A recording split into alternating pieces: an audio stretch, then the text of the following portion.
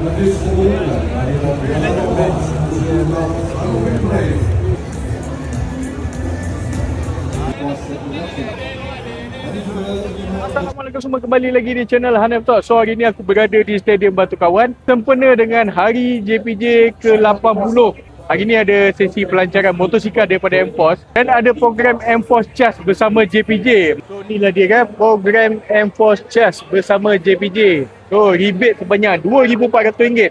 So inilah step-step dia kalau korang nak beli motosikal EV dengan mendapat rebate RM2,400.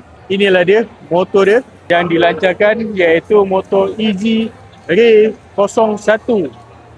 Itu dia.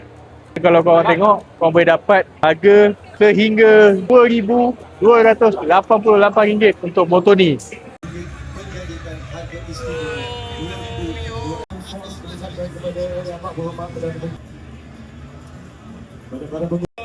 Disebutkan motosikal yang berkuasa di atas kota istimewa ini inilah Bike and we just launched and introduced, and for this we were looking for electric bike with conjunction with okey, sempena dengan perayaan JPJ Juni datang bersama keluarga kami di sini.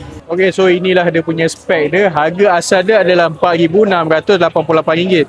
Jadi dengan menggunakan M-Force Charge, harga dia jadi RM2,288 saja. So ini ada model Ray 01.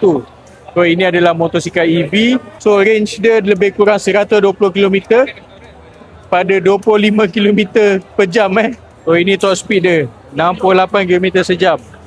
Untuk town riding aku rasa memang best lah. Tapi kalau kau masuk highway memang pisang dengan motor ni. Jadi macam mana kau rasa dengan motor ni? Harga RM2,288 je, berbaloi ke tak? Kalau kau rasa berbaloi, kau boleh pergi dekat semua cawangan M-Force yang berdekatan dengan korang.